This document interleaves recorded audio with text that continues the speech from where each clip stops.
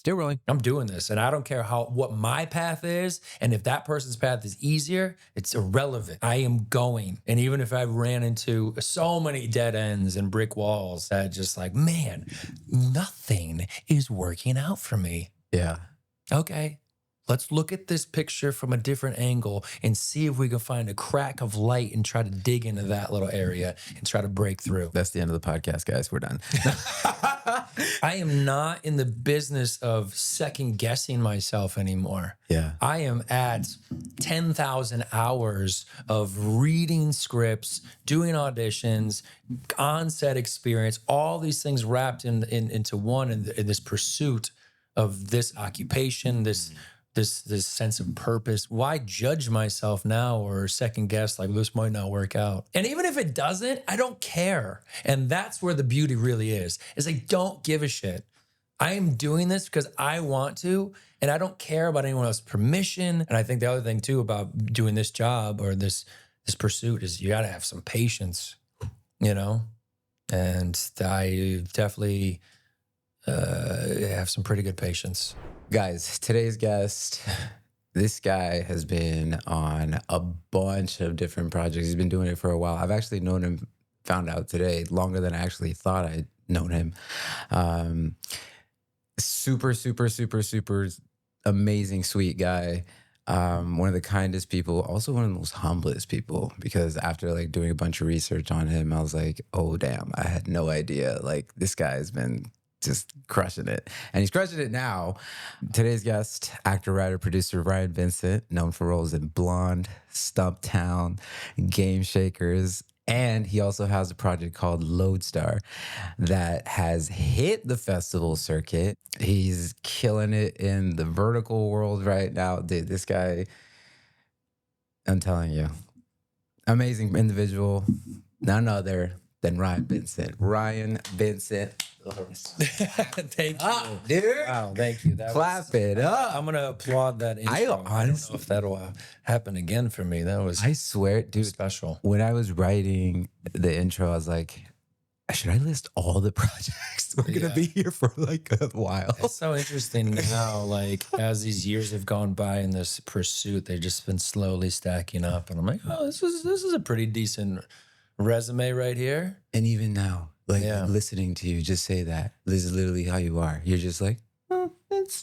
decent. Yeah, it's good. Yeah. When I remember when you would come into the studio and you would talk about Lodestar, you were like, I wrote this screenplay and like, I'm going to make it. I don't know how I'm going to make it, but it's a story. And I'm trying to get the rights from I reached out to these people and like, they just haven't responded. And like, you were just on like a journey. Yeah. And dude, and you've always been such a like open book. Like, I don't know if I ever told you this, but you've literally just been like, this is happening. Yeah. And you're like working through it. Like you're kind of like me, where I do that with people too. I'll talk about things out loud because I need to like get it out. Oh, totally. In some way. Some people write and journal. Yeah. Some people go do, I don't know, adventurous things in life. But I feel like the spoken word is usually my go-to. Yeah, that's been something I've leaned on for a long time, on how to obviously just communicate how I feel to others, but like communicate how I feel to myself. Yeah. You know? Because sometimes I'm like, what is... Yeah. And we got to get it out. Everyone has an origin story. So like the way that, you know, I introduce the guests to the viewers and the listeners is...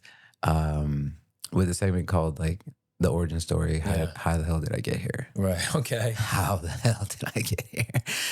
When was it for you that you felt a transition of I'm gonna follow this path of writing, directing, producing? You're like getting involved. Acting. I think there was a really solid moment when I had like self kind of awareness. This was at a community college. Outside, I think this is when I used to smoke cigarettes on a regular basis. As a kid? No, it was like as a kid, later teenager, young adult. Oh no, I had a pretty interesting upbringing. Okay. And but this moment, I remember I was outside just completing the first semester at a community college called Cuyahoga Community College in Northeast Ohio, Cleveland area. Okay. And Cuyahoga. I think I was talking to somebody and they were leaving. And I was finishing the cigarette by myself. And I had this moment where I knew going into the second semester, I needed to come up with my schedule. Yeah. So I'm choosing the prereqs or whatever. And now you have these electives. And I was getting FAFSA, financial aid. So I had these like, well, I have to pick something. And I think I started to have this moment where I was like, I really like talking. And I like walking around in between classes or when I have moments between, maybe I have like a full hour or something. And I don't want to leave. I want to just like talk to people and generate these moments. Maybe I can make them laugh or whatever. And I just thought that's something I really enjoy doing. I should lean into that. And so along this list, there was just like an acting 101 class. And so I was like, maybe that's something I should do because then I'll just be able to talk. Yeah. And that's all I knew at that moment. Talking. Just that was, and it was that simple of a thing, that innocent of a thing, you know? And I took that class and there was a couple things that happened in that class. One, I realized I am not one of these people. Oh. You know, I have a upbringing where, you know, it's kind of this degenerate lifestyle. We didn't have a lot of money. I was kind of, my friend group was a little sketchy, a lot of drug dealer types and getting into trouble or whatever. Yeah. Variations of levels, some more innocent, some more serious. Whoa. And Where'd you grow up? where? Yeah. In Cleveland, Ohio. Oh, okay. Yeah. There's a suburb outside of Cleveland called Lakewood is more specifically where I grew up. Yeah. But for whatever reason, that area, like Northeast Ohio, it's all Cleveland. Cleveland. Like when you talk about it, like They claim unless Cleveland. you live there, Yeah. then you can say, well, where are you from exactly? Yeah. Because then they'll know. But otherwise, people just say Cleveland. Okay. So anyway, I just realized, shout out Cleveland. Understanding who I was in this moment as I'm in this first acting 101 class, and I'm looking around at all these kind of theater types, and they just have an energy. There's this like thespian thing going on that you can just see people doing sometimes. If you guys aren't watching the video version of this, please watch the video version. If Wait, you're it's just- only listening to the audio right now, do yourself a favor and watch the video. But you know, you understand what I'm saying though. And I know exactly. and they're referencing plays, and I don't have like judgmental lenses on, but I'm just kind of like, okay, I am not one of you. However, I was really like enjoying the silliness of it. And we're playing these games where we're just mirroring each other or you know, red leather, yellow leather, and just like silly things like that. And I just really enjoy the childlike experience that I was having. Yeah. So I'm having this experience all internally. And at the end, and this was kind of the icing on the cake, and this is just a 15-minute class or what have you it was. 15 minutes. 50. Oh, I was like, Yeah, it's 50. It's a proper long enough class. I think so. I honestly, it's so long ago, I don't remember exact time frame, but or about that, say an hour. And the professor, his name was Robert Ellis, and he was great for many reasons. He came over to me and he saw it, and this was probably because of his experience not only working on that campus, but seeing all kinds of, because theater and acting is such an interesting group. yeah. You know what I mean? Like I've worked construction before, and you see like that dude works construction. Yeah. Theater and acting, you could everyone. Yeah. It is the most. It's the most judgmental occupation, but non-judgmental pursuit. Anybody can try to be an actor. Yeah. And they'll say, sure, maybe it'll work out for you, you know? Yeah. So, but in this gentleman's wisdom, Yeah. he walked over to me, you know, within the minutes of this class ending, and he said, I know you're not going to come back. Because he looked at me and he knew that I'm not one of these. I'm not one of these kids. How deep were you in the class? Like week 2, week 3? This is the first class. Day 1. This is day 1. And he sized me up and he said, you are not coming back, but I want you to do yourself a favor and show up next week. And I already knew in my heart, in my mind, that I'm coming back because I like this. But that guy just saw something and he said, you're not one of them, but you got something. And that was enough to like co-sign how I was already feeling. And that's really how this all began. Wow. You know, and then it was just like slowly but surely, because truthfully, I never really gave a shit about school. Yeah. It's just not for me. I just don't like the traditional thing. I like pursuing what I want to do because I want to do it. Yeah. Not because I'm told. That's part of my rebellious thing as a youth, I suppose. But slowly as that all carried on over the years that I was in this community college theater program, I just slowly withdrew myself from all these other classes. So when I'd go to school, I would just stay in the theater area for 9 hours. I mean, I was just like there, even if I had nothing to do. Wow. And I wasn't needed for another 4 hours. I would just sit in the lobby of that area where the theater was here. Even though there's other things going on, I'm not welcome to go in there at this moment. Yeah. And I would just read plays or whatever it was, because I was just like, this is what I'm doing. And it was just such a commitment. Now, the interesting thing was when that all came to a kind of an ending moment, and I had this kind of identifying like, this is over. Now I'm left in Ohio. And where do you go now? And so immediately I went to like Craigslist looking for an actor. No one's looking for an actor. Okay. So now it's like, okay, what do you do? Bought a camera, I bought Final Cut, and I started writing stuff. And I just like, you know what? I need to do this so bad that I have to go make it myself, because there's no other way to do it. What year was this? 2007, 2008, maybe. 2007? Yeah. You bought Final Cut. Final Cut. And a camera. Yeah. And you just like, I'm going to do this. And I'm just going to do this. This is what I'm doing, man. I mean, something about that time. Wow. Again, it was just, a lot of the things that I've done is out of circumstance. I know what I want, but I don't have it available to me because of my circumstances. Yeah. So what can I do to achieve my goals? And that's how my brain kind of works in this kind of survival instinct way. Like if I want to be an actor and no one's asking me to act, well, then I'm going to create something for myself to act in. Yeah. And that it was that simple at that time. And that was the beauty of it, is that I didn't need it to be anything. I didn't sit with this kind of capitalistic mindset of I only will do this if it then goes to this festival and then turns into money and budget and all that bullshit, which most people get trapped there and they never leave that. And that's why these short films that people try to make last for years. Years. Like, oh, it's in this place. Dude, just fucking make it. And move on. And make something else and move on from that. And that's just this sequence. You need to get good at that.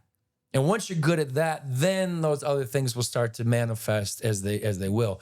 And even at that age, I knew like, I don't care. I just want this to happen so bad. So that's what we're doing. And so I wrote these really silly ideas for me and my friends to shoot. And we did, and it was so much fun. And then ultimately, that kind of like, I could feel I needed to be around people that were also in this same pursuit. So I ultimately moved to New York City, and I lived there for 5 years. But the interesting thing about that experience in hindsight is that acting-related pursuits were completely sidelined. That was like, I have to go live life. Now, I didn't know that at the time because I wanted to try to pursue acting. But every avenue that I tried to explore as far as like get an agent or some connection or whatever just was like dead end. No help, no interest. I don't know how to help you, buddy. Move along. Dude. And I was like, what the fuck? I'm in New York City. How is this not, why is it not clicking for me? And so I just then, kept trying, but ultimately just started living life. And I was just making crazy decisions and being a version of myself that was just kind of a yes person. And wherever that was, even if it took me to a place where like, I probably shouldn't be here. But I was exploring. And ultimately, now living in this Los Angeles chapter of my life, I can pull from a lot of those experiences, which I think is a great, reservoir that's full of all this life lessons of like moments where it's like, I'm way on the wrong side of town for stupid reasons. How do I get myself out of this situation? New York. Go from Cleveland, Ohio, Yeah. or a section of it because it's the greater Northeast Lakewood. Ohio. Robert Ellis was the Bob professor. Ellis. Bob Ellis. Bobby, shout out said- Bob Ellis. Shout out Bob Ellis because he said to you, "You're not coming back." Yeah, no, he Do kind of yourself put a it to me. favor. And for a theater guy, he was kind of a jock. He was like a sport fanatic, big Boston fan. Okay. And I don't know. He just we shared a language that I was like, I guess there was a connection or something. When you meet somebody and you're kind of like, we're cut from a similar cloth. I was gonna ask, did he ever tell you that? Did he ever tell you you remind him of you? Or you remind him of him? Did he ever say anything like that? No, I don't think he ever said that. I wonder. We're gonna get Robert on the podcast. I'm just kidding. Be an interesting. Be like, I have a question for He's a you. very, unless something happened in his life, but he was very funny, very well spoken and educated, and I have nothing negative to say about that guy. He was impactful for that moment in my life. So, thank you, Robert Ellis. Wow. Well, you bought a camera, you started writing, and then you were like, hey, I'm going to make this stuff, moved to New York, trying to reach out to people, seeing how you can make it work for yourself. You seem to be like a very self-starter kind of person. Yeah. Well, again, this is circumstance. Yeah, circumstance. It was just like, how do I achieve my goals? Yeah. There's nobody helping me. Literally. There's no one gives a shit if I make it, if I do anything. Literally. I could be laying there and they'll walk right by. And that's just what you see in life. And it's a cold world out there. And luckily, I had these kind of cold experiences throughout my life in various ways that taught me that. And so that's why I was just like, this is just the reality. And maybe I could sit here and wonder and be envious of somebody else's reality that is just easily going into this because someone else paved the road for them. Yeah. And like, fuck, I wish I had that, but I don't. So I can get busy living or get busy dying. Shout out Andy Dufresne, Shawshank Redemption, one of my favorite movies. But that's just the truth, man. And I was just like, fuck it, I'm getting busy living, man. I'm doing this, and I don't care what my path is, and if that person's path is easier, it's irrelevant. I am going, and that is it. And so that's been the pursuit. And even if I ran into so many dead ends and brick walls, that just like, man, nothing is working out for me. Yeah. Okay, let's look at this picture from a different angle and see if we can find a crack of light and try to dig into that little area and try to break through. That's the end of the podcast, guys. We're done. No, that is exactly what it is that there's so many. I think there's most of the people who I have conversations with who are like so precious about a specific career path or a specific decision in their life, or like, if this doesn't happen, like that's it. Right. Yeah. And I'm like, that's one perspective. Yeah. And then the way you just described it is beautiful. I'm actually going to play that back and you just inspired something in what you just said. You inspired me because I'm like, wait, that is a version of like what you're experiencing. It's not the end all be all. So like, okay, how do I reach this goal? Right. And I think it's much easier to just be like, oh, well, nobody's helping me, or nobody's telling me how to do this, or there's no resources, or there's like, there's no whatever. It's so much easier to fall in that place than to go to a place where like, I'm sure your upbringing and, where you grew up and the mentality of the people you had around you and who you had to be in that environment, like played into everything. At the same time, you're like, this is what I want to do. Yeah. So I'm going to figure it out. Yeah. Because like, there's nothing else for me. Well, I mean, that was another moment too. I was working construction at this time and I was 18 and it was a cold winter. And I remember having a conversation as I got to know these guys that are much older than me that have been working construction for 20, 30 years. I mean, these are grizzly men. And I just remember, I don't know how the conversation began and how we got to this moment, but there was this reveal that this group of guys said. And, you know, because I think that it was probably posed on me like, what do you want to do with your life? Yeah. And I'm 18 at the time. And I'm thinking, I want to work construction. You know, this isn't a bad racket. I'm making good money in my mind of Cleveland, Ohio. And then they were all like, you shouldn't do this. Everybody. And I just remember like, what? I don't get it. You know, they said, you need to figure out what you want to do with your life because we don't know what we want to do with our lives. And we're 55. And I realized years later, and it wasn't that many years later, that knowing what you want is such a luxury. Yeah. Because most people, well, I can't say most, I don't know for sure, but there are some people that go through life and they never figure that out. And I think one thing that helped me is figuring out what I don't want first and then see what's left on the table. And this was all happening around the same time when I was working this job, I was doing this community college, I took this class, and it was all just like this perfect storm. And the only thing that really was to my benefit is just being aware of what was going on. You know what I mean? Because this could have been a lesson that could have went over my head and just a thing that happened, and I could have just stayed. But I was like, this is something.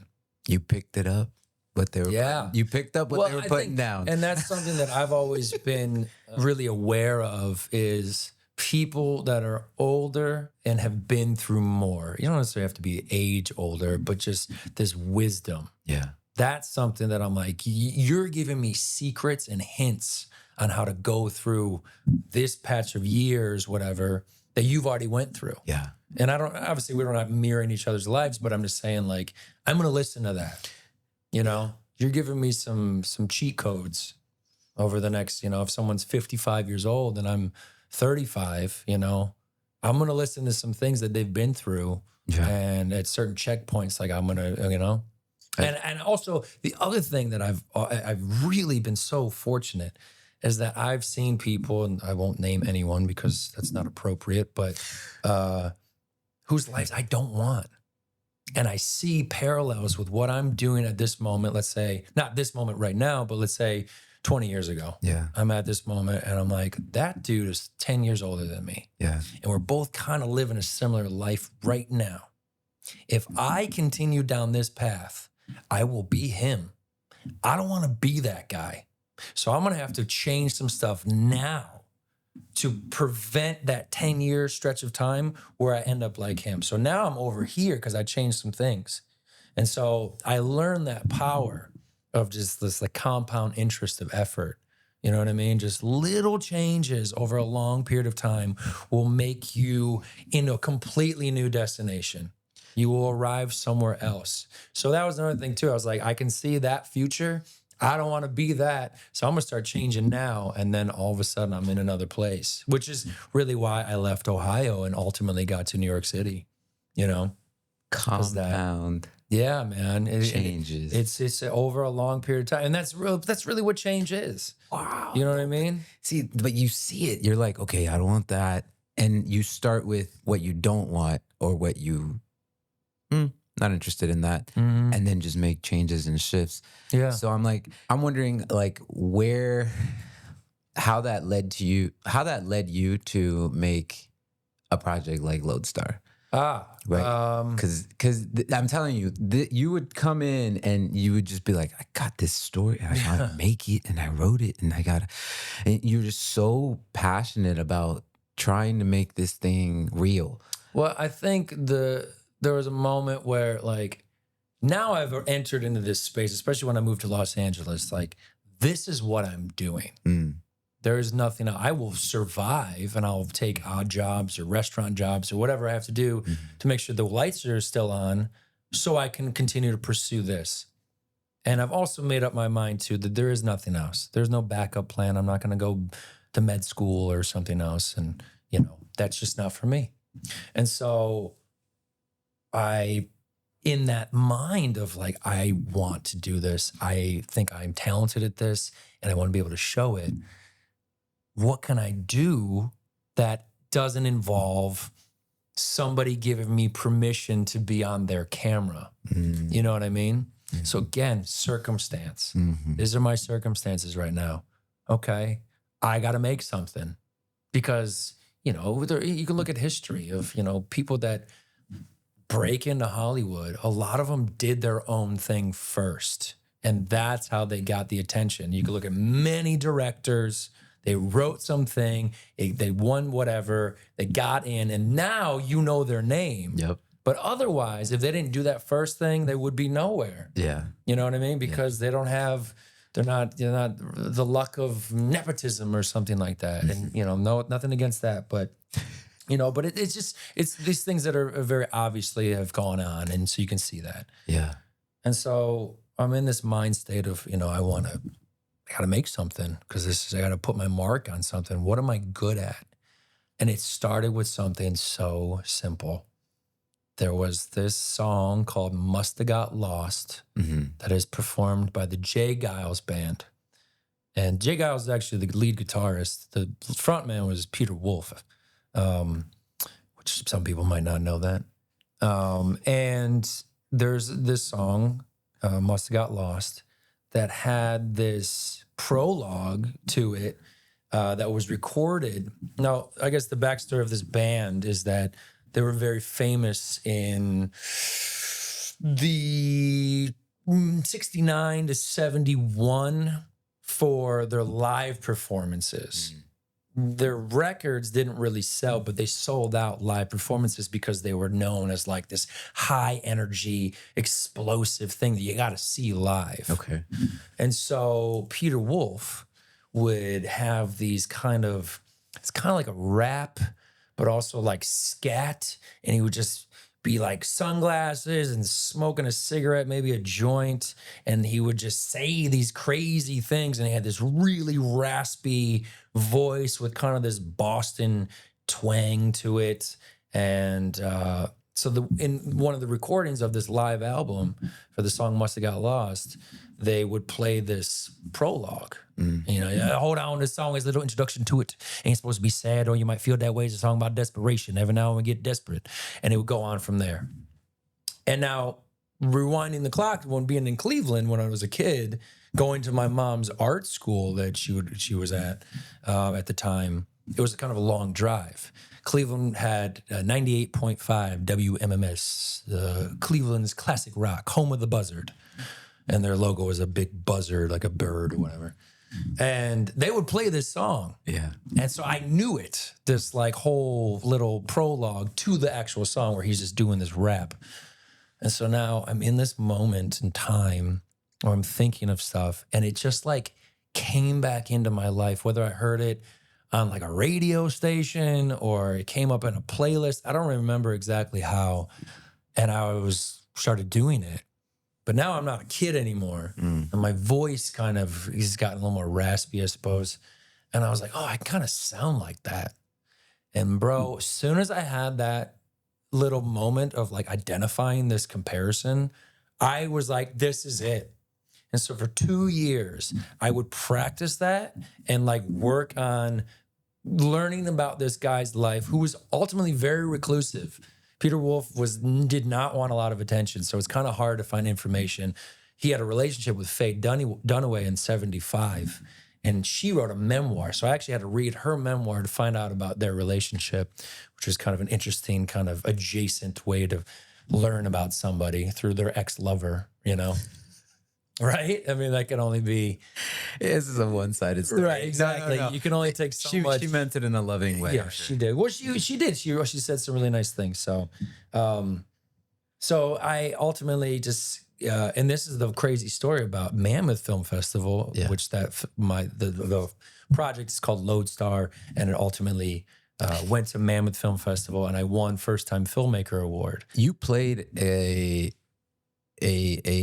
the role. I did. You played the role. Yeah. No, because that was like the thing is that, and that was the real like, I want to make this because I want to do this so bad.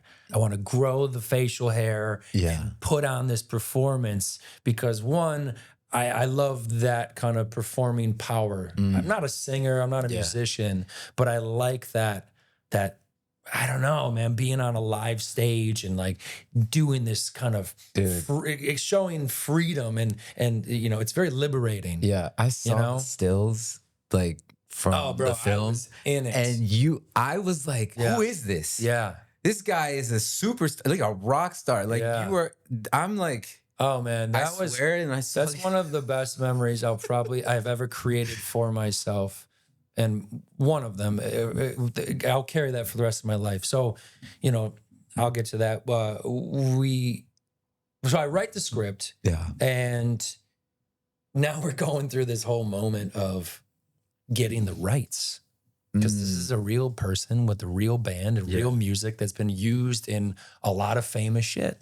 So when you say rights, for people who don't know what that is, it's like you're getting permission. I'm getting permission, yeah. So I had this is kind of a tell, but whatever, it is what it is. So my someone I know was helping with this, and they had got in touch with an attorney, and that attorney gave me his email. Okay. And said, "You didn't get this from me." Yeah. Whatever, it's all over now, so I don't care. Yeah. But so then I wrote him in this really lovely long email talking about my childhood and, you know, all these things that happened. And it just was just like I put a message in a bottle and sent it out and threw it in the ocean and never saw it again. Like there was just nothing. So, okay, well, determination is on my side. So how do we find this another avenue? So now I'm leaning on social media.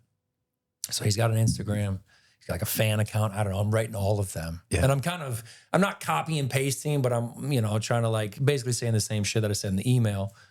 And then I ultimately get to a Facebook page. Okay. And where that's important is that, I don't know, maybe just because whatever Facebook is to this person's life or his team's life, that's the one that they lean on the most. And so I did get a response, finally. On the Facebook page? On the Facebook page. And remember, I have written this very long, you know, I took time with this. Like time in the sense of like I wrote some and then I slept and then I went back and wrote more and then edited what I wrote because I really wanted to be thoughtful and honest and well articulated. Yeah.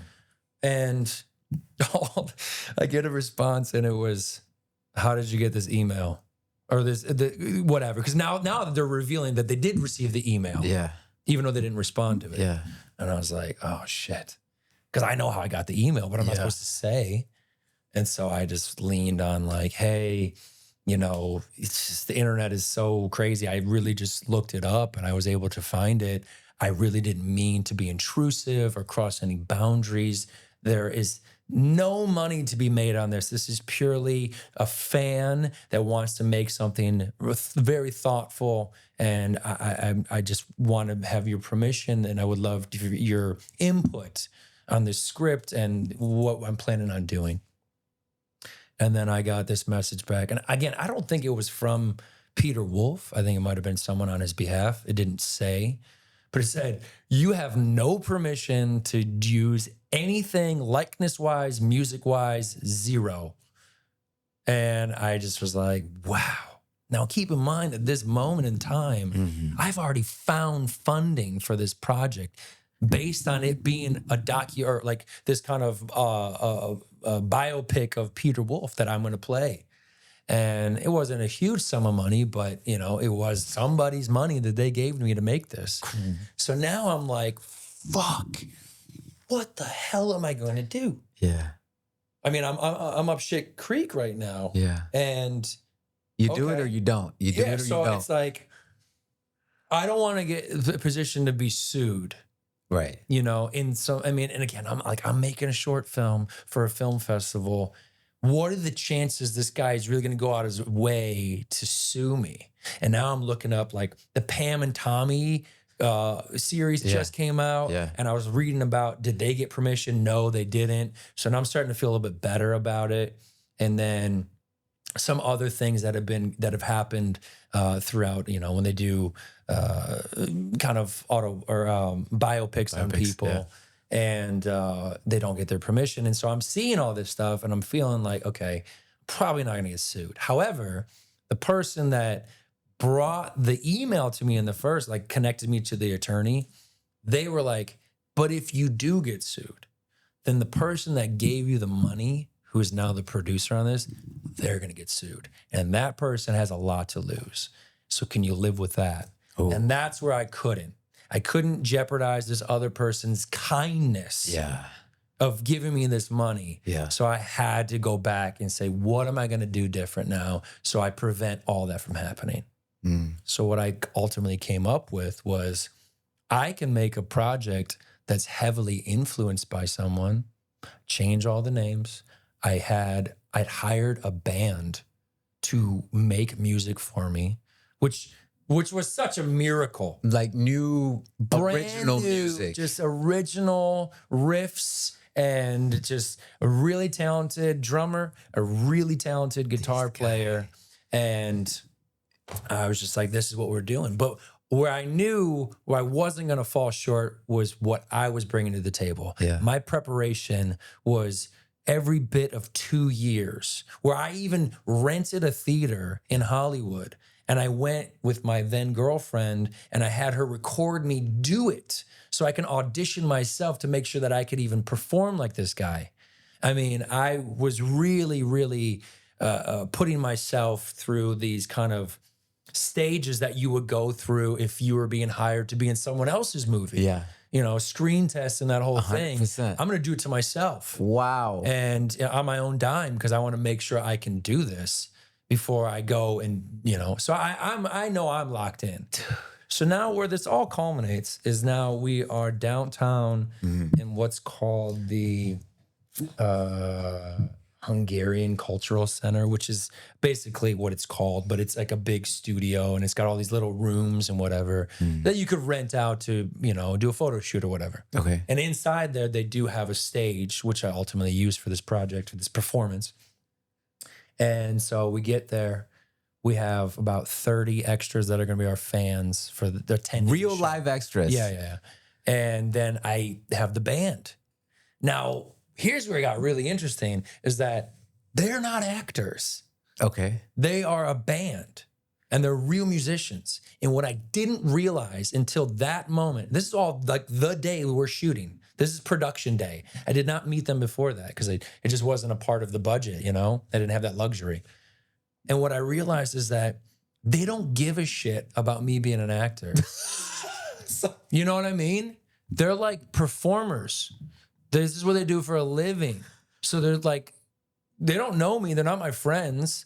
And they don't have the sympathy as another actor would. Right. You see what I'm saying? Right. Like, oh, we're all making a movie. They're like, who are you? It was totally this like initiation I had to do when I got there. Yeah.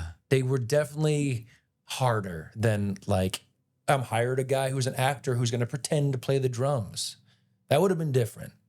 So I identified that very quickly. Now we're about 2 hours away from extras showing up. So I realized I have to build chemistry with these guys who have now created music for me that I have to like, you know, but I have this performance. So it's all got to blend. And we got 2 hours to do it. Yeah. So I get up there on the stage and they're kind of like just feeling the rhythms and exploring and whatever. You're in full... I'm in full, we got this like a sequence blazer, no shirt underneath. I got the real wig, it's real human hair. I've grown my facial hair to match what his look like. Vintage glasses, I'm full tilt Peter Wolf. And also I've been smoking herbal cigarettes, which I already have kind of a raspy voice, I suppose, but it really took it up. Wow. And it kind of matched his. And so I was as locked in as a human can be that's going to play Peter Wolf in any capacity. And so I got this performance locked down, but they haven't seen it yet. And so we're just kind of getting up there and they're like warming up and playing the guitar. And this guy's, you know, got a drum beat going, whatever. And I just started getting, and just started getting into the character. And he would make these sounds and whatever. And then I started hitting him with this performance. And as soon as I saw their eyes, I was like, okay, we're starting to gel here. I think I got them locked in because they saw something that they didn't see when I was like, hey, how you doing? I'm Ryan. Nice to meet you. Yeah. You know? And so now we start playing off each other, and they're understanding my rhythms and where I take pauses. And then they would like play kind of like when James Brown would have a moment and he'd go like this. Oh, okay. And like, you know, you hear like someone hit a horn or a drum or a cymbal. They would know. They would know. And so we started getting in this rhythm.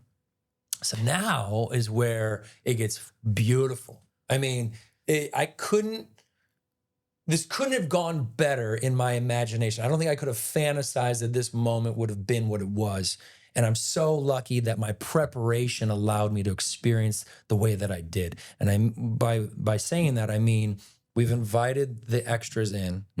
I actually am in this like zone right now where I'm like giving them, and like director, I'm directing what's about to happen, and then could change hats, and now I'm going to act that performance. And it was like, I was like so locked in. So now we're doing it, and they're getting into it, and the band's into it. And I got 2 cameras just circling me, getting me from different angles, the lights and everything. We got like a bit of a smoke machine and whatever.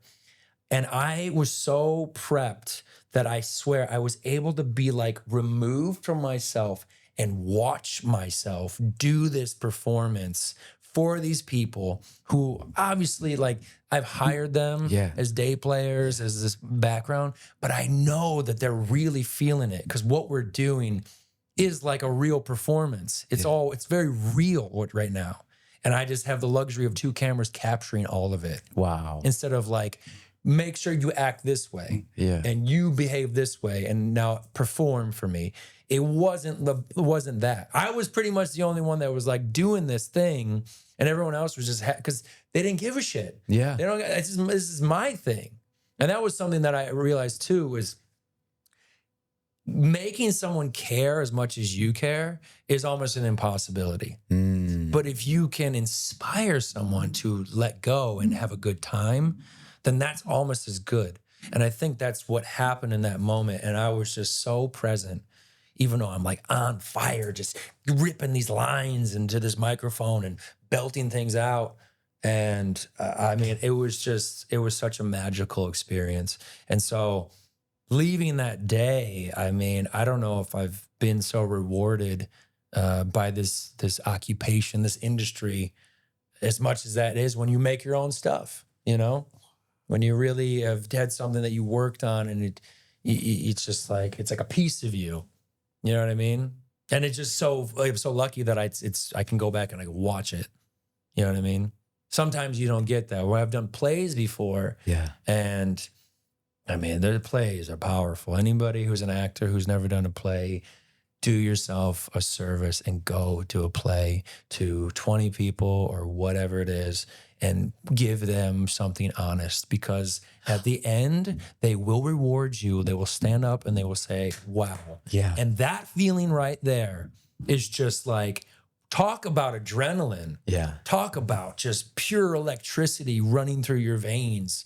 Holy shit. And so to create that moment on that stage at that time, it was very parallel to that. And so, yeah, man, I mean, that was that moment. And, you know, the beauty, and I can mention about the film festival circuit, especially with the Mammoth Film Festival, when I wrote this project, I had rented a cabin in Mammoth for 4 days. Yeah. And I was like, I want to write this. I'm going to lock myself in, and this is what I'm going to do. And this was like mid-March, or maybe before, it was February of whatever year this was, 2022 or so. That sounds right. And so now, going through this whole thing after I've completed writing it, to be back in Mammoth for the film festival in 2023, and to be nominated, and I was like, holy shit, this is fucking crazy. Yeah, but like, I'm just saying, like, getting there, like, I'm driving up to where I wrote this movie, went through this whole very powerful experience in making it, and now I'm back at the same place where it started because I'm nominated. Like, someone's watched what I created, and they think it's special, and they think, well, we're gonna pick out of all of the submissions that they get, which I assume is a lot. I don't know the exact number, but it's a lot. I'm one of 6 that's been nominated. I can confirm it's a lot. It's a lot. It's a lot. And it so, is. and so to be there, I was just like, this is surreal. And now we go to that day ceremony for the award show. And shout out Jonathan Kite, amazing comedian, and the host of Jonathan was there? Jonathan, yeah. Dude, I love him. Oh, he's so funny. That guy. So funny. So funny. Dude. Such a sweet man. I met him. He's such a yeah. He's a great guy. And so he's doing the performance. Now, the interesting thing about Jonathan is that he's doing a 15-minute bit kind of opening for the ceremony, and he's hilarious. So he kind of lulls you into this sense of comfort. But then as the transition happened, it's like, well, now we're going to give the award show. Yeah. And bro, it went from that to, and the award goes to Ryan Vincent for first time filmmaker. Bro, I was so like, you said my name. Like I was way not ready because I was so comfortable and just like, I'm at a comedy show and I know that guy, we're friends and you know? And so I go up there. And oh man, it couldn't have gone worse, but I don't care because the microphone that was on the podium had not been used yet. Jonathan had a microphone here. And then there was another guy, and I'm sorry, I don't remember his name. He also co-hosted with Jonathan. I just can't remember his name, but they both had their handheld microphones. So I just go to the podium instinctually and I begin to talk. But the reverberation was so bad, it like blew it up. Oh my, it was so loud. Everyone just grabs their ears and like, holy shit. And so I've lost the ability to the microphone. No one in this room knows me. Yeah. Which there's a bit of a chemistry and camaraderie of people that have been there previously. I could feel it. And I felt like the first day at school, you know? And I just look like an idiot because I just blew out the microphone. Or it just happened. It would have happened to whoever said something first. I don't know. I'm not special. But you're like, good night. Yeah, well, honestly, I just saw then I had to give my speech. Peter Wolf. Right? Well, that was the other thing, too, is that I realized that a lot of these people in this room have not seen this. Yeah. You know what I mean? There is a part of like what's going on. Like people are there for themselves. I get it. And they're trying to get their thing shown. Yeah. And you sometimes at these film festivals spend so much time doing that that you don't see other people's work. So I didn't want to say like, thank you for all watching. Because I knew a lot of them didn't see it. So I just kind of said, you know, I wrote this thing in Mammoth a year or so ago. And to be back here right now, you know, I couldn't have imagined this. So I'm so humbled and thank you. And, you know, and that's kind of how that went. So, which was genuine because I didn't plan it. I didn't have a speech. I didn't expect to be up there. And the way it all went down, it was as organic as one can convey something. So, that's wild. Yeah. Man. I mean, the whole experience of you driving up there with Lodestar, like there's so many different things that you can choose, like moments. I think you've already exemplified that you're very resilient, very persistent. You know, you're like, I got to figure out how to make this happen kind of person. Yeah. And so I'm like, in making that project or just in that world when you're going up there, like, how did you feel like energetically, like spiritually, like were you grounded? Were you like, was it surreal? And did it teach you anything about like having the ability to bounce back? I'm going to touch on something that's a bit more of a heavy subject and story, but only because it taught me something. My mother passed away 8+ years ago from lung cancer. Sorry. And thank you. But I say that because during that time, and it's a much longer, detailed day from morning to night and in somewhere in there when she passed away and the things that happened around that. But now let's fast forward a month or so. I'm back in LA. You know, we've gone through the whole funeral and all those ceremonial things. And I'm kind of just back in the rhythm of life. And as I was reflecting on it, I was like kind of happy with myself that as painful it was at moments, I was so present for my feelings and my suffering. I didn't run from anything.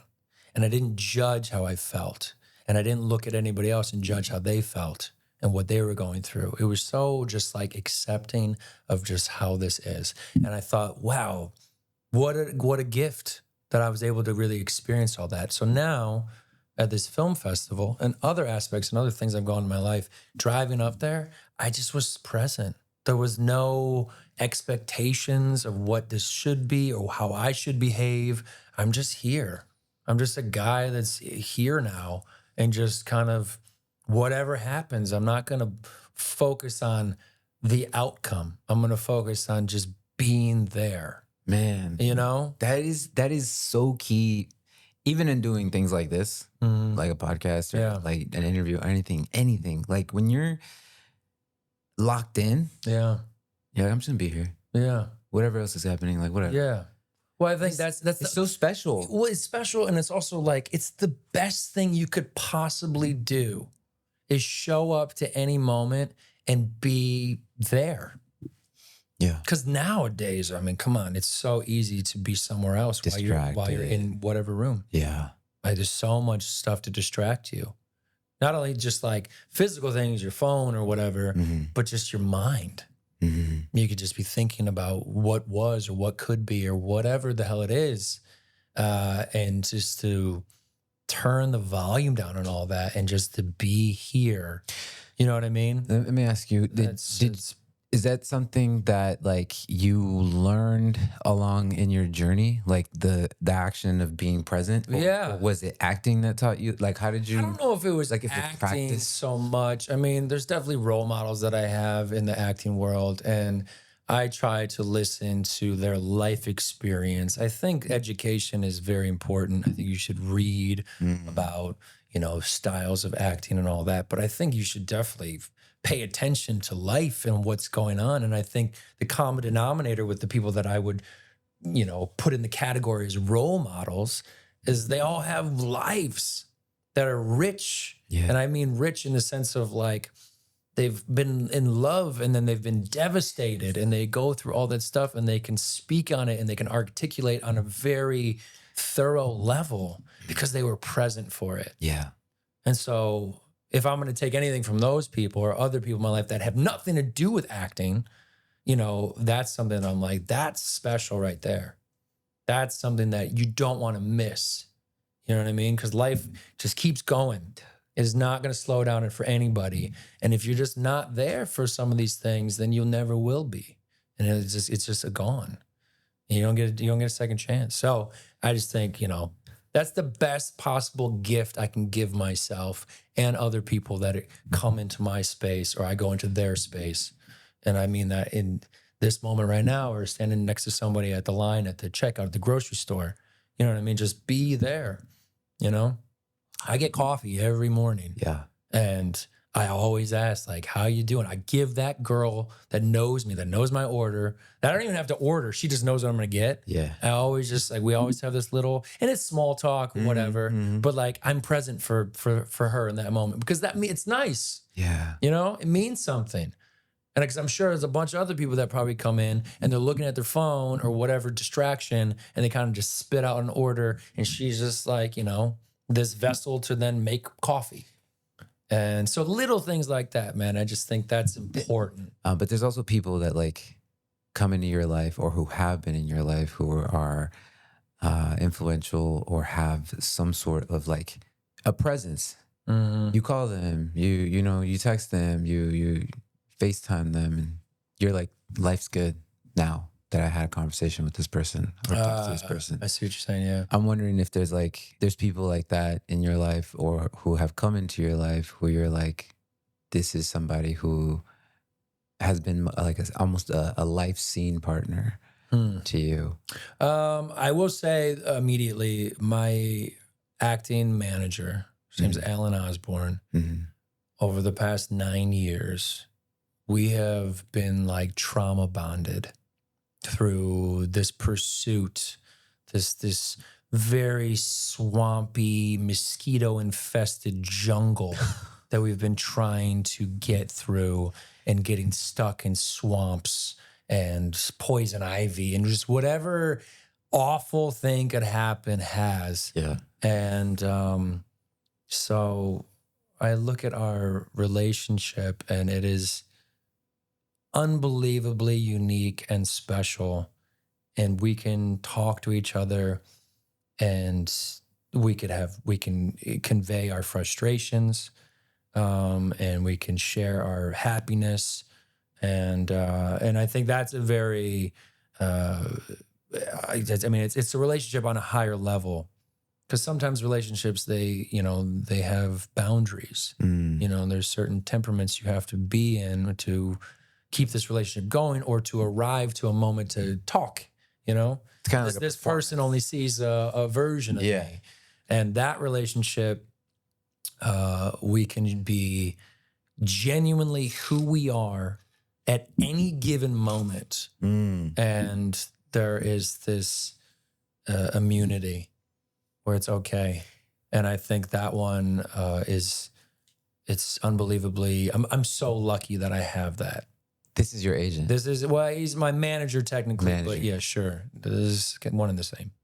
He's a rock. Yeah, he in your really life. is. He really is. I think it's interesting. We're both from Ohio. I don't know if that really plays anything into it, but I don't know. I mean, because we have a lot of things that we don't have in common. Yeah. But we just have this connection, and I think that might be part of it. Is this willingness to just go, this determination. Yeah. And it's just, it's, I don't care how choppy the water gets. Yeah. I'm going. And this guy's like, I'm right here with you. So let me ask you this. How do you balance creative ambitions and relationships? Because we've talked about like dating and things of that world. You're doing so much, dude. And literally you're coming in for auditions all the time, and you're like, oh, I just booked this thing, and like, oh, this thing didn't fall through, but I'm just gonna keep writing. And I get a lot of auditions, and so and a lot in that lifestyle is, today I have nothing on the book for the week, and tomorrow I'll have 5 things. I mean, it's just, it can change so rapidly. Yeah. And truthfully, I just don't lie to myself. I don't pretend like I can do all of it. I think, what can I do? Yeah. And therefore, these things just aren't going to work out right now. But I also know that life is long. As much as it's short, it is long. And so over a year, you will have found balance. When you look back at it, when you got to the end of December 30th or whatever, New Year's Eve, the 31st, you're like, okay, I did all these things. And in that observation, that hindsight, you're like, that's balance. I see balance in that. In the moment, it's very difficult to achieve. In like a day, I'm going to give to my occupation. I'm going to take care of my dog. I'm going to have my dating life. I'm going to make sure I eat healthy. I'm going to go to the gym. I'm going to get 7 hours of sleep. I mean, you're probably not going to get all of it done. Yeah. So I don't try to lie to myself like I'm not doing good enough. And I don't also judge like, well, I'm lonely right now, or some of those feelings. It's fine. It's totally fine. So like you come to those moments and you're like, oh, it'd be nice to have somebody, or it'd be nice to have... a lot of things would be nice. It'd be nice to have so much. You're like, whatever, just... Yeah, but then I say it'll all work out. It's all gonna happen for me. Everything that I want, everything that you want, it's all gonna happen. It's just gonna take the time it takes. That's it. It's just there's no surprise to me. You know what I mean? It's going to happen, and I'm just gonna keep on going, and it will all happen. It's just not gonna happen today. That's fine. So I just get a coffee and I just, enjoy the day. You know what I mean? Unwavering faith. That's what I'm hearing. That's what I'm hearing. It's true. I am not in the business of second guessing myself anymore. Yeah. I am at 10,000 hours of reading scripts, doing auditions, on-set experience, all these things wrapped into one in this pursuit of this occupation, this sense of purpose, whatever you want to call it, because it means different things to different people. But I'm there, man. So why judge myself now or second guess like this might not work out? And even if it doesn't, I don't care. And that's where the beauty really is I don't give a shit. I am doing this because I want to, and I don't care about anyone else's permission. Yeah. I give to this. I give a part of me, and I believe that there's a reverberation. And if I yell as loud as I can, eventually that will echo, bounce off, and come back to me. It's just, that's just kind of how that thing goes. And I think the other thing too about doing this job or this pursuit is you got to have some patience, and I definitely have some pretty good patience. So in visualizing your future, like where you are right now, do you have like a vision for like where you want yourself to be? Like, let's say from now until the end of the year. We're shooting this in literally almost September of 2025. And already like this year, dude, like it's from a year ago to now, you were sharing, like it's completely for sure, totally different for you. No, there's it's really interesting how fast things change. And I think I'm very much a all-in kind of person. And so like you reached out to me about doing this. In the same amount of time in the past week or so, I had 3 other people reach out about some kind of podcast interview. And I don't even care. I don't care how they found me. I don't care what the relationship is. Yes, because I am just all in. And so a vision of the future for me is kind of irrelevant. And I only say that because it's already happening. So I don't need to think about, I'm going to get there anyway. But what am I doing right now? And what am I doing tomorrow? That's about it. And if I can just keep that behavior going, you can add the days, the years, or whatever. I'm getting there. Wherever it is, I'm getting there because of that behavior right there. You know what I mean? And so I understand like this vision, and you should visualize what you want and then you can get there, I suppose. But this is working for me, and I really enjoy just being present. I just think, it's just a special thing because I think there's so much going on in the world that can take that from you. And then a week goes by. If you've ever been in a car and you're driving and then all of a sudden you're like kind of almost at your destination and you don't even realize it. Because you're just not there. Whether you're like sneaking looks at your phone or whatever it is. I've done that so many times. And that's, and I get it, like it's like a mundane thing of just driving from point A to point B. But you shouldn't do that. You should do yourself a favor. And not because it's much safer, but you should pay attention to what's going on right there in that moment. And then you don't miss a lot of things. And this can be as silly as just driving or as special as, a really important moment in a relationship or whatever achievements one might have. So I don't know, man. That's kind of works for me, and I'm just enjoying it. I'm so enjoying my life right now, and where it's getting so interesting. Here's another thing that I told myself as far as like a vision, I suppose. There's more of a mentality. I used to be on the cusp of becoming a professional BMX rider, like what you would see in the X Games when I was a teenager. It was pretty damn good. There were some other kids that were really good, and I realized like I'm probably not gonna get to that level, so I should reconsider of what I'm doing right now. And so I kind of had to realize like, okay, this isn't for me, and I need to readjust what I'm doing. And being present to that, it allowed me to do other things. So again, just like, making sure that you have this self-awareness of what's going on when things are working or they aren't working. You know what I mean? It's just, that's important. And then you stop missing things. And then you're watching life happen and you're like, wow, this is amazing. It's gratitude, So do you have, speaking about gratitude, do you have like gratitude practices or like things that like daily rituals that like keep you grounded or anything? They're not necessarily daily.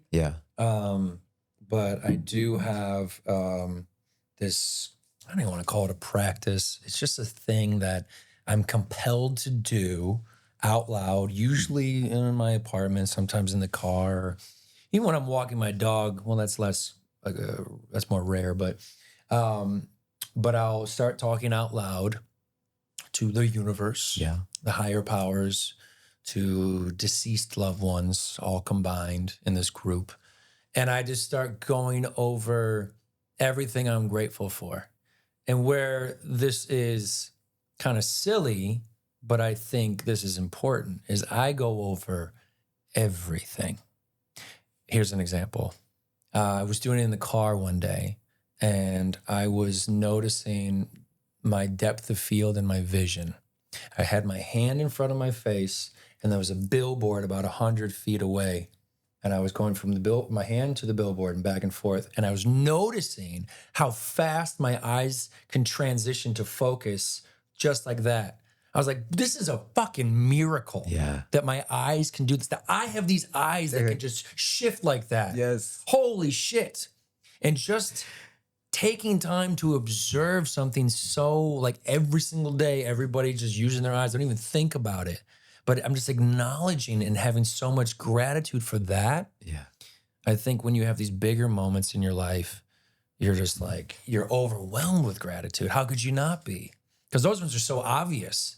So if you can take the time to go over the little things. And so I'll do that very often, not every day, but often, where I'm just like going over like, look, I have skin that holds everything together. This is amazing. Yeah. This is amazing. I have teeth. I can chew things. Holy shit. And it's not just like, this subtle acknowledgement. It's like an overwhelming like appreciation for I can smell, I can breathe without like a machine or something else. Yes. It's just, this is incredible. This is incredible. Do you do that for the things that like don't work out the way that maybe you had envisioned them as well? I don't do it as a result of something bad happening. I do it in preparation that I'm always in a much more sound way. So when the bad thing will happen, whatever that is, it won't matter as much. Wow. Because look at all this fucking amazing shit that it's working for me. 100%. You know what I mean? Yes. So like, oh, that didn't work out. It doesn't even matter. Doesn't matter. Look at all this. Is Camera's amazing. still rolling? Yeah, dude. Honestly, it doesn't matter. Like for the last that practice or what I do, it prevents those blows that you will get. Yeah. But if you're always looking or not acknowledging all the gifts that you have, and then all of a sudden you get punched in the stomach, you're gonna feel that because that's all you have going on in your mind. But if you're just sitting here looking at how beautiful this whole thing is, and then all of a sudden the wind gets taken out of the sails, you're like, that's okay. I can sit here and wait for the wind to pick up. It's fine. Yeah. I'm so happy. Which is also going back to the relationship thing, is that I am so comfortable just being me in a room with nothing. I'm so comfortable. I love it. I mean, this is amazing. I'm so content just being this without anything else happening. And what a luxury it is that I can pursue things, that I can go on these journeys and go out and express myself and have someone else see it and respond and have an impact. Holy shit. What a fucking, such a gift that I possess. You exist. And so when I go home and I'm sitting there, and it's like, now I have a reason to rest.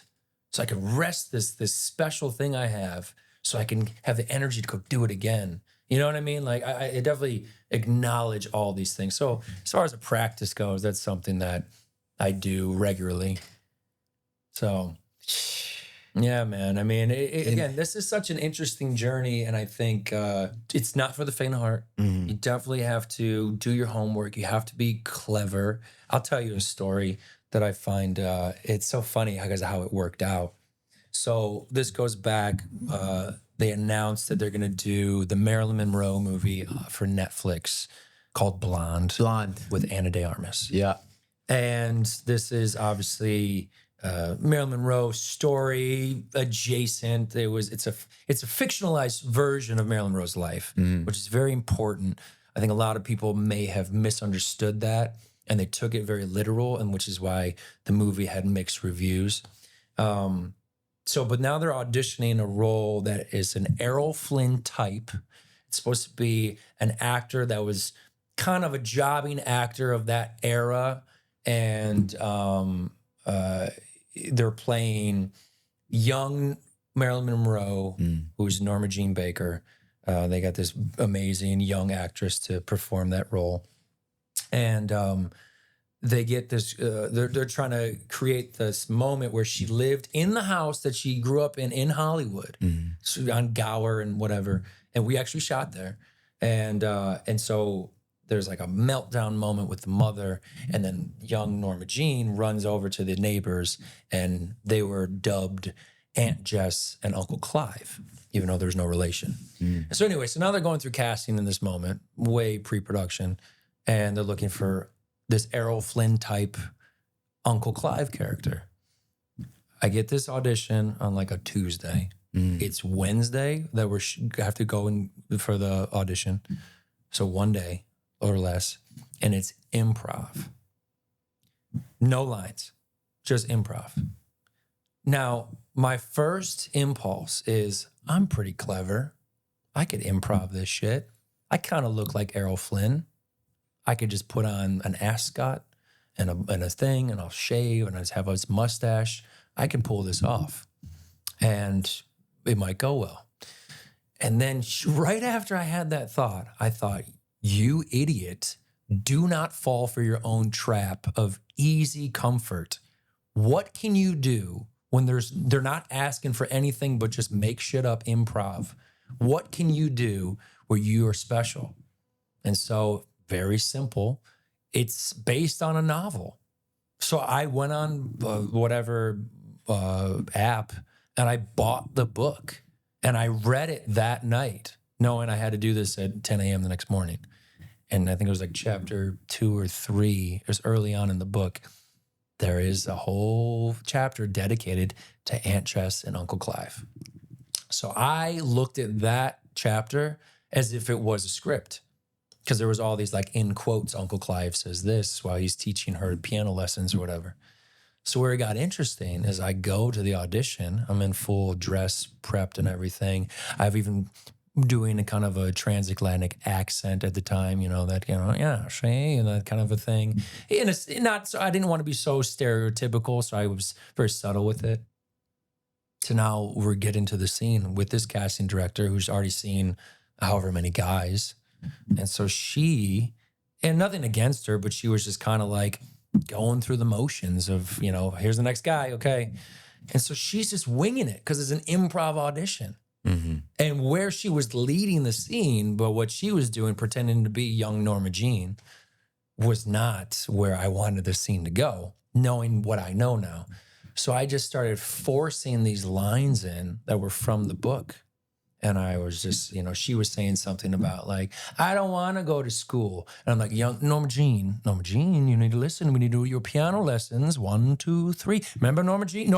And I was getting and so I could see her in real time looking at me like, what the fuck is this guy talking about? Yeah. And it kind of resembled like he's blowing this audition in her, how she's looking at me. He's not here. Yeah. He's not improvising with me. He's fucking this thing up.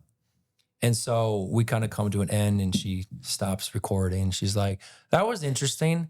And I said, well, it's from the book. And I didn't mean to, but she was kind of like, oh, like I'm an idiot. I probably should have read that book, but whatever. So I leave. So now a month goes by and my agent calls me and says, you booked it. And I'm thinking, oh, this is incredible. I'm going to be in this big Netflix movie, all this stuff.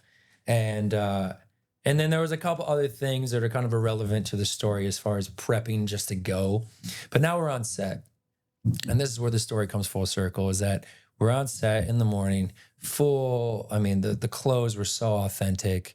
It was amazing. I have a lot of tattoos. They covered up everything. I took a selfie and I was like, I look like a different person. It's so amazing what, solid, hair and makeup and wardrobe can do.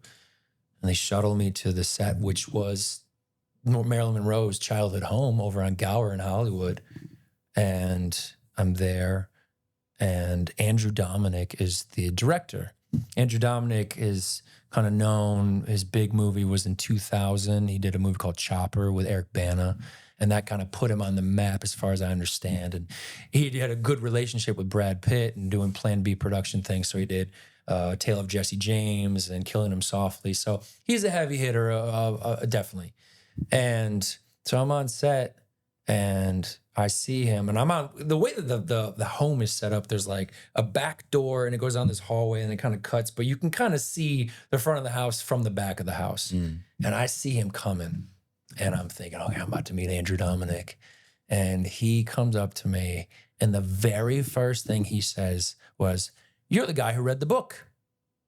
And in that moment, I realized this is the difference between people making it in this town and people who try.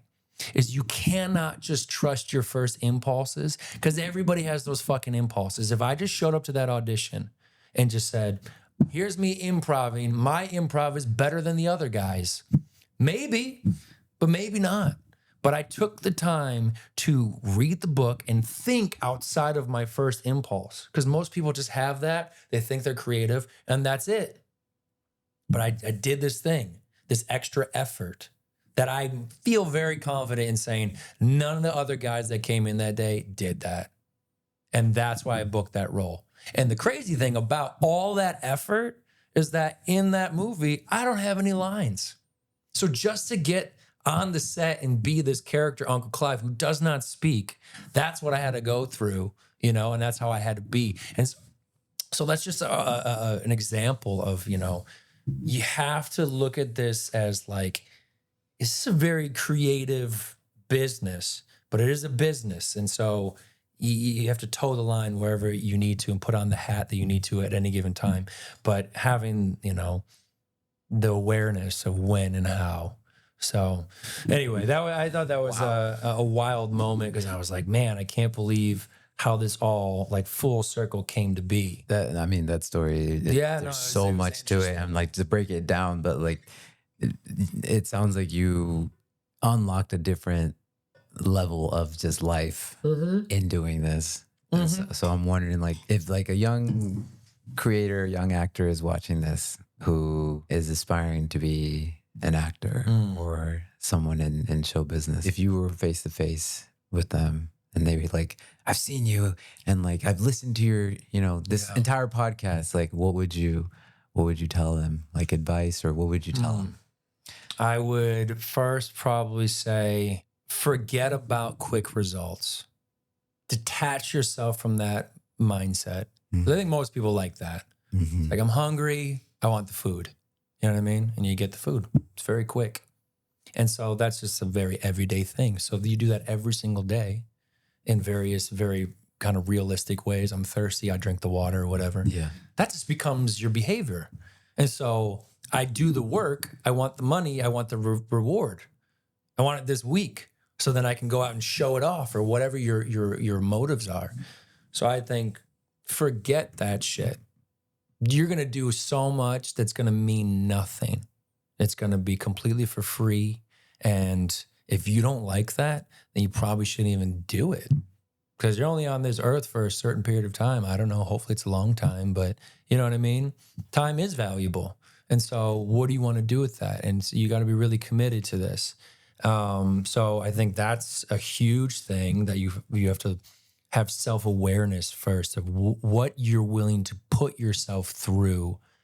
And if you're not willing to do work for zero in return for an infinite amount of time, you probably should consider something else, because that's ultimately what this is.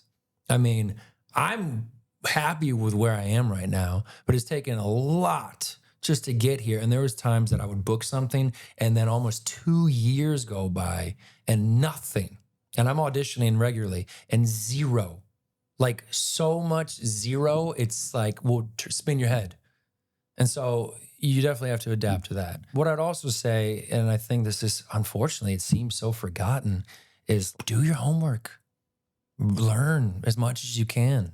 I think there's a very obvious common denominator between all these people that are on a very high level of acting, and they're fucking smart.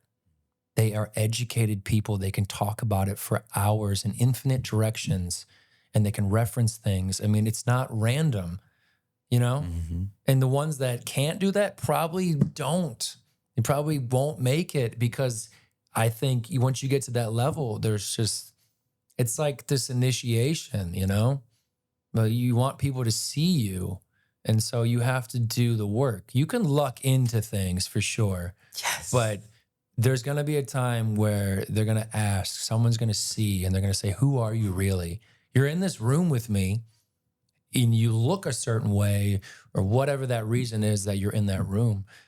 But when they ask those questions and you have nothing to say because you haven't been treating this work with integrity, I think that's going to be the end of the road. So I think do yourself a service and get involved and learn from books that you can easily get. I mean, there's no excuse.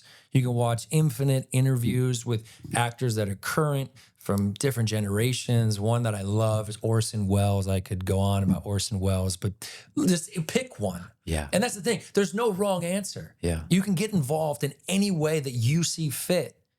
And you're learning, you know, let's not forget, learning takes years. There's people that could sit and talk about, you know, war or whatever, and they're still reading about war and different things. I mean, it's just, there's an infinite amount. And so there's no wrong way to do it, but not doing it, that's the wrong way to do it. So the two things that I think are most important for someone who wants to get started in doing this is take it serious. If you want to be a doctor, you're going to go to med school, you're going to do your residencies, you're going to do all this stuff. There's no way around it. And everyone accepts that. But because of the world we live in, of social media with TikTok and reality television, there's all these like shortcuts that everyone's putting all their energy to find the shortcut to get the result. Maybe it'll happen, but it probably won't. And even if it does, it's probably not going to last very long. And then you go from 24 to 26 and it's already over. And now what? Now you're just the guy that used to be on the thing, and now you're looking for a job at you're regional manager at a whatever. I mean, you know, that's just, you know, so you have to really behave like this is what I'm doing and I'm really interested. And someone will reward you. Also, the other thing too, I will say this because I feel like I just have been around certain people that really lean into their genetics. Whatever those are, they will go away. Your education will keep you relevant, will keep you rare, will keep you valued. So lean into that. Don't say, I look this way, I'm done. That's all I need to do. That's my value, is the way I look. Because then that's, you know, it won't last. One of my close friends, he said this a long time ago. His name's Bo Burrows. Shout out Bo Burrows. Amazing actor. I love you. He told me, and he said this just kind of like in a generality. He wasn't saying it to me, but he's like, the thing about actors and you is that you think you're a needle in a haystack, but the truth is you're a needle in a stack of needles. There's thousands of you. So what are you going to do to stand out? And that's really where you have to think about, like, how do you stand out when you're in a room full of yous? How do they acknowledge you? What makes you different? And I think the things that can make you different is what you know. How in touch with yourself, how in touch you are with the business, with the history of the business, where the business is going, you know, other people that have risen and fallen, whatever. That is where people stand out. Not just, look at me. Aren't I amazing? Why? Because I look this way. So is that guy. So is that dude and that girl. And it just, you know. So it's things like that I would say to someone who wants to do this is treat it as serious as you can. Treat it like it's I mean, in a metaphor, like you want a healthy relationship, You better spend time with her. You better buy her flowers. You better write her love letters. You better do all these things because that's how you keep it healthy. You keep it love. You keep it alive. But if you ignore her, guess what? She's going to go find somebody else who's giving her more time and energy. And it's that simple. If you're acting one day a week and the rest of the week, you're just living your life and doing your thing. And I think everyone should live their life because you have to have those experiences. But don't expect the same reward and result for someone who's giving her 7 days a week. You know what I mean? They're probably going to get more in return. So, that's the advice I would give to someone who's looking to get involved in this line of work. Dude, goodness, just wow. Just wow. Gems. You're full of gems, dude. Like, I swear, since the first, like, I remember early on taping with you, and I was like, you were part of a handful of people who were consistent. Yeah. Just kept coming into the studio. Yeah. Doing auditions, doing the thing, working through stuff, relationships, personal stuff, like creative stuff, just working through stuff. And I'm like, this guy's just been the same person evolving and transforming into I suppose who you've always been. Yeah. And well, again, this goes back to me saying, I have this luxury that I figured out what I want. Yeah. So although life can be this very turbulent thing at times, I know where my direction is. I know where I'm going. Yeah. Regardless of what is happening around me at any given moment, that is the vision of that is just, we're moving. And the turbulence will calm down. It'll get worse. We might crash. I'm going to survive that, and I'll keep. You know what I mean? It's just that's the way. So with that mindset, I think it's whatever.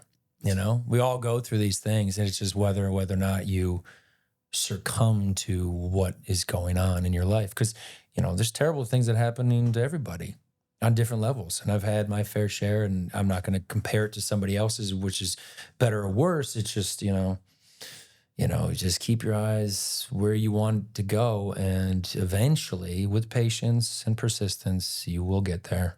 At the end of the show, I do rapid fire questions. Okay. They're one-word answers or as short as you possibly can. Ooh, okay. I like to talk, so I don't know. So just, first thing that comes to mind. I'll try. Yeah. We'll see.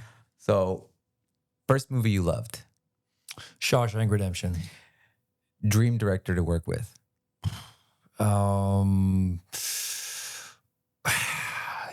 I don't want to say a cliche answer, which is I feel like Martin Scorsese.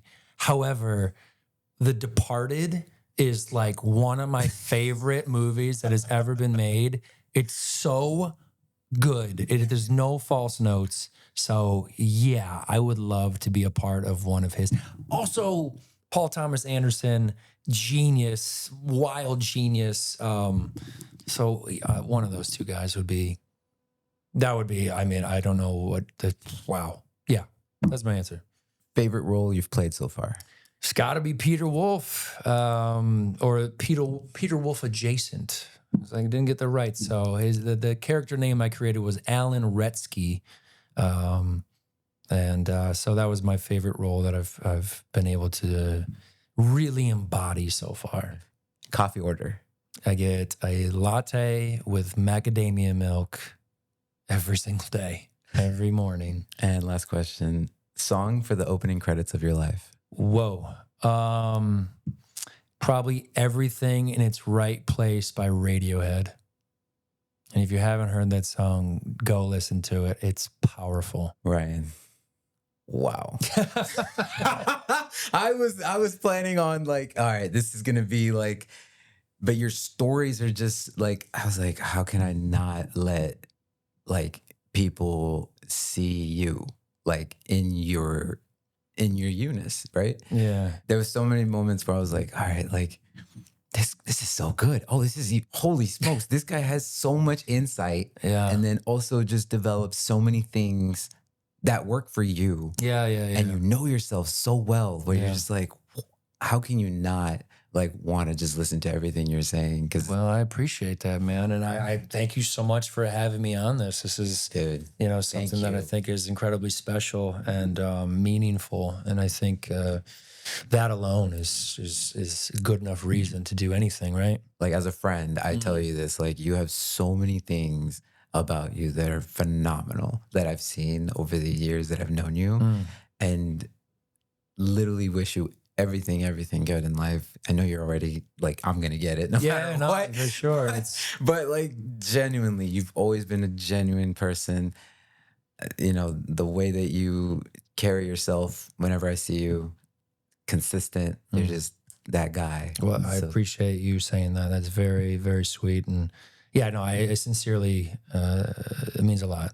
So thank you. So where can people find you on social media? Or Ryan Ray Vincent on Instagram. I don't do the TikToks or anything. I only have so much bandwidth for social media. I do try to respond.